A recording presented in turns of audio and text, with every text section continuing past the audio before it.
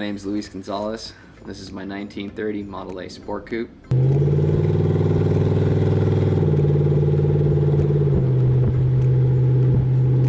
I got into hot rodding ever since I was a kid.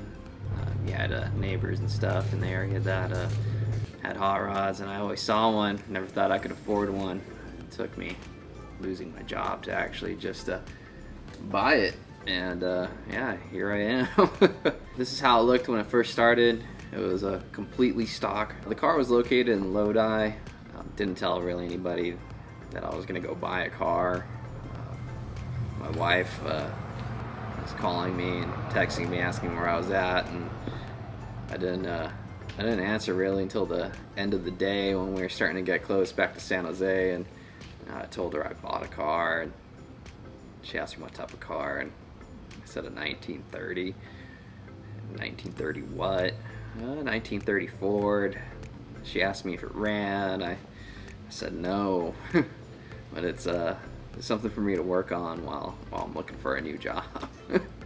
So when I bought the car, I got it for $3,000, and it was, like I said before, it was all completely all original roller.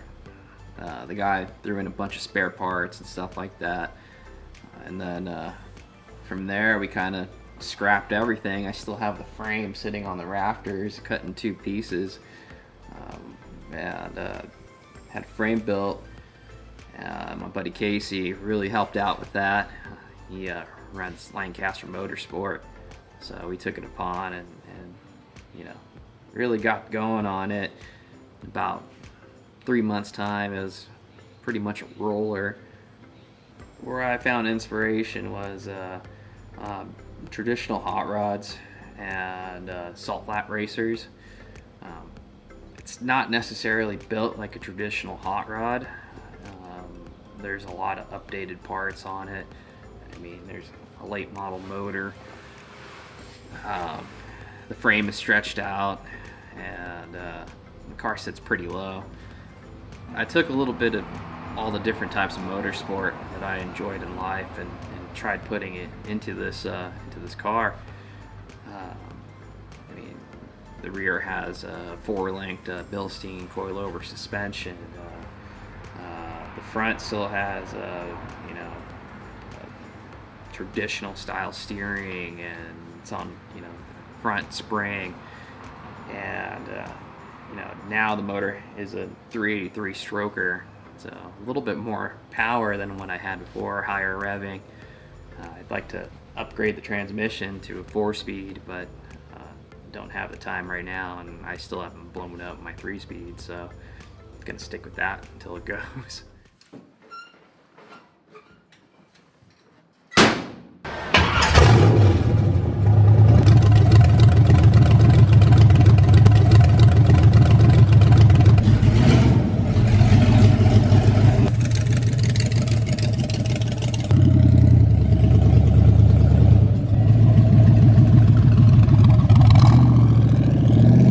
Green is my wife's favorite color. Kind of had to do it. I mean, I like green also, but this color in particular is really close to one of the original greens that came with the Model A. We first saw it in Paso Robles at a car show. We were out on vacation, and my wife saw a pickup truck, and she said, "You're gonna have to paint yours this color." I said, "Okay."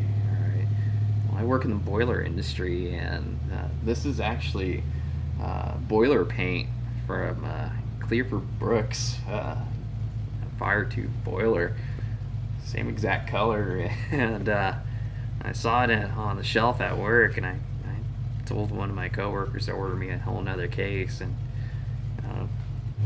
just had a couple drinks and rattle canned the car, and came out pretty good. It's held up.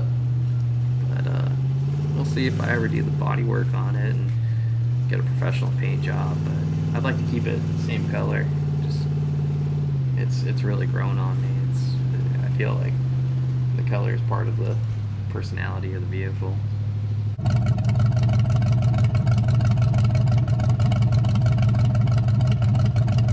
Top speed speed that I've gone on it is 125 miles per hour. I used a GPS app that would let me know that a police friend recommended to use. And after I got the new motor in, yeah, 125. It was for testing. Testing purposes. Closed course in Mexico. A lot of people say, hey, nice rat rod. And to me, that's kind of a gray area on this. It's not built like a rat rod. It's very well professionally built. I tried not to cheap out on anything in this car. There's no chain link, steering shafts or anything. It's just, to me, I considered it a hot rod in building. My favorite part of the car is definitely the wheels and tires. I basically wanted this car built around the white walls. I want the stance to be perfect around it. So let's build the frame and everything where it looks good.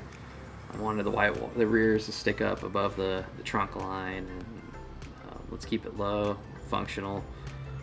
And I mean, after that, it's just been, every part's pretty much my favorite, but number one is definitely the wheel setup. My son's only 1 year old, but I would hand him little hot rods, Hot Wheels toys, and I mean, he loved playing with them. And finally I took the car to my house and I showed him, and his eyes just opened up, and he had a blast, and it was great. I got some good pictures of it, and it made me really happy. So from there, I actually built him a little Model A Roadster stroller.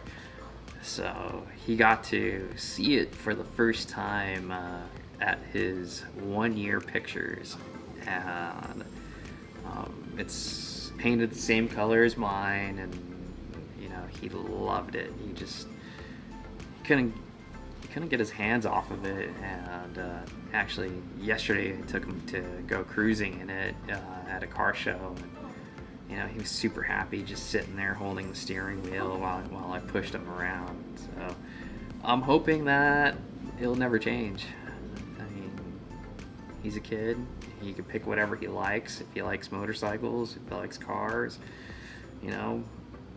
I will support him 100% of the way on whatever he decides. But I really hope that I could keep his passion about it, and hopefully build him one day, or pass this one to him while I build another one.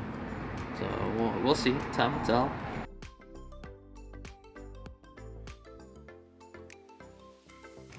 Do your research. I mean, there's so much available online now.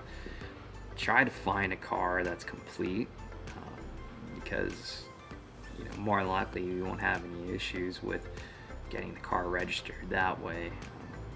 Always register the vehicle first before you build it. See, I've seen it happen before where people will do crazy builds, and they're unable to register the car, so they're scrambling to try and buy a title off somebody online, and I hear nightmares. Always register your car first, then build. It's number one thing. After that, take your time, go to car shows, find out what you really like about these cars. There's so many different ways you could build them. It's endless possibilities. So just find what you like, stick to it, and make it yours.